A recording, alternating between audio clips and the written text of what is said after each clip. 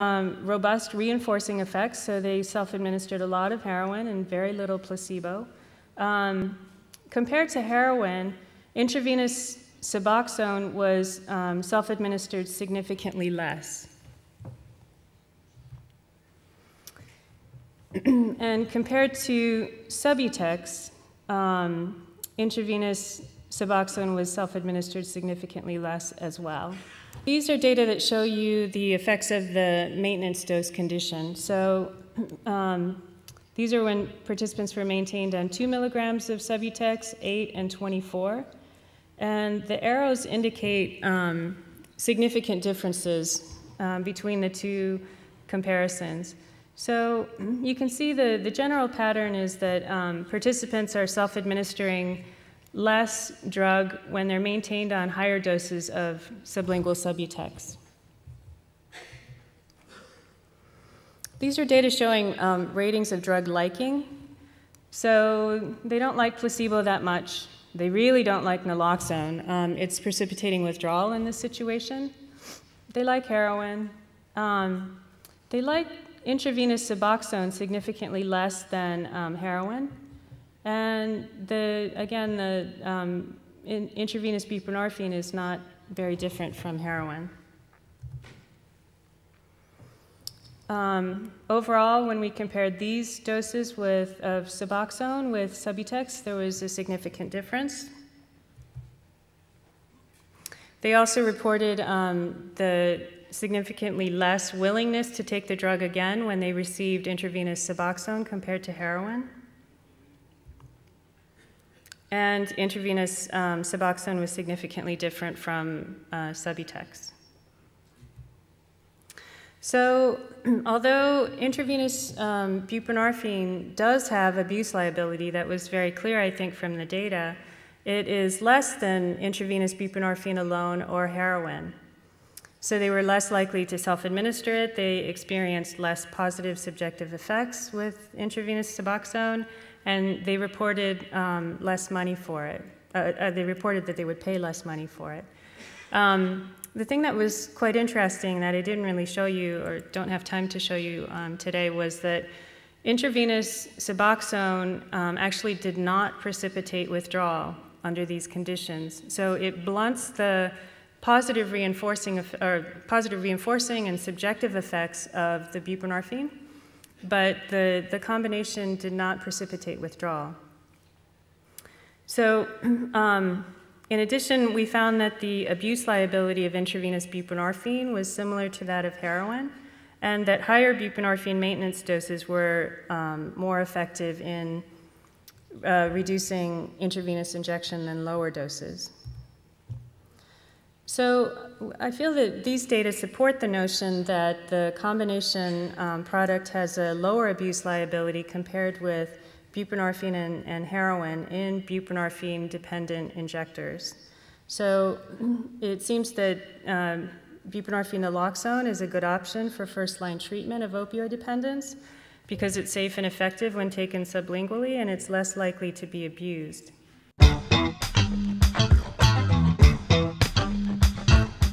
Bon, je crois que ça c'est dû parce que la société n'a jamais accepté vraiment, pas seulement la société, mais aussi les professionnels qui travaillent dans la médecine, dans la psychologie, dans la sociologie, et même les psychiatres, ils n'ont jamais vraiment bien accepté quels sont les arguments qu'on les proposait pour faire des traitements de maintenance avec les opioïdes, par exemple, qui sont les plus attendus.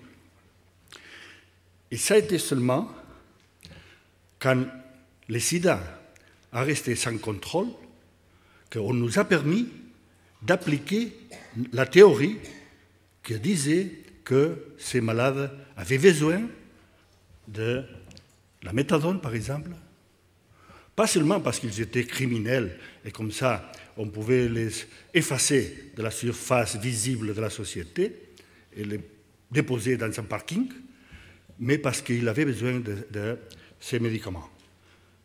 Pas de drogue, hein, mais de vrais médicaments. Avec l'AIDS without control, sans contrôle, avec la virulence du sida, on a pu développer les grands programmes de méthadone, on a pu introduire buprenorphine et d'autres opiacés, on a pu faire les expériments suisses, et après dans l'Hollande et la Germanie, même à l'Espagne, avec l'héroïne même, et on a fait ça, mais pas, je répète, par la conviction théorique de que c'était nécessaire, mais pour la peur que générait le sida. Alors je crois qu'il nous faut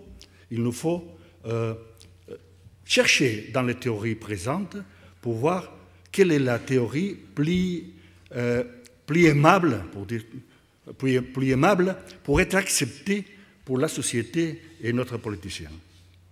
Il faut se souvenir que l'hypothèse de la self-medication hypothesis, excusez-moi, je change à l'anglais parce que je vois les slides.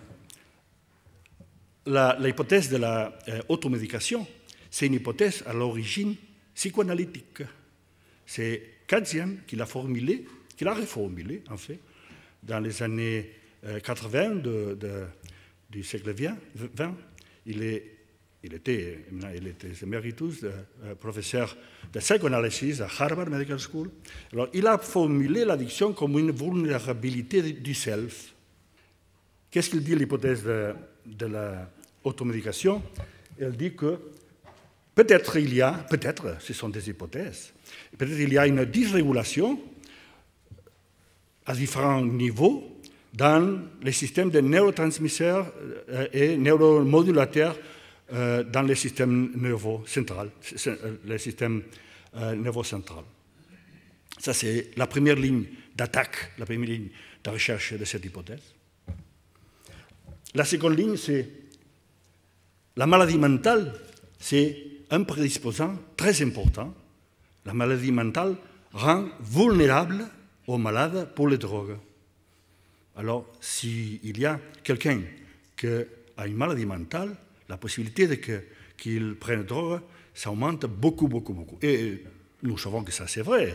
Dans les services d'urgence, dans les grands hôpitaux, on voit chaque fois plus que les malades chroniques, ils ne sont pas seulement malades psychiatriques chroniques, ils sont malades psychiatriques avec dual diagnosis, avec de la pathologie duale, parce qu'ils font consommation aussi de drogues.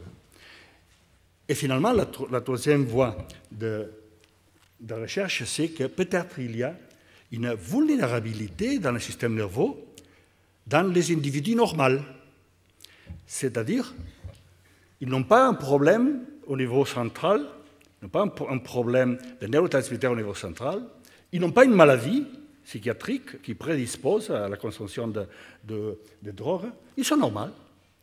Mais quand ils sont en contact avec les drogues, ils deviennent anormaux, ils deviennent malades. Et ils vont passer ce groupe-là. Il y a une dysrégulation induite par les drogues dans des personnes normales. Les drogues peuvent agir comme psychopharmaques, comme médicaments. Ils peuvent améliorer les symptômes psychiatriques. J'ai dit tout à l'heure les hallucinations ou les délires chez les psychotiques. Ils peuvent diminuer les effets secondaires de notre médication. Souvenez-vous que les grands caféinomanes et les grands nicotinomanes qui étaient dans les asiles psychiatriques, c'était parce qu'elles diminuaient, était un essai de diminuer tous les effets extrapyramidaux qu'on lui donnait avec le laractile ou l'haloperidol. Alors, on sait que les drogues peuvent diminuer les effets secondaires induits par les médicaments, et aussi que les drogues peuvent donner un incrément de qualité de vie. Momentané, bien sûr. On ne peut pas recommander les drogues pour traiter la psychiatrie, les maladies psychiatriques, parce qu'après quelques mois, quelques années, les patients deviennent détruits. Mais le cerveau ne comprend pas ça. Le cerveau dit, moi, à ce moment ici, je suis déprimé, je suis inhibé, je suis en symptomatologie psychotique, je prends de l'héroïne, ou je prends de la cocaïne, ou je prends du cannabis, et maintenant, à ce moment-là, je feel better, je me trouve mieux. Et si je me trouve mieux, je vais suivre comme ça. Ça, c'est ce que dit le cerveau. Finalement, il faut dire au cerveau, ce n'est pas une bonne élection. Mais attention, attention parce que la question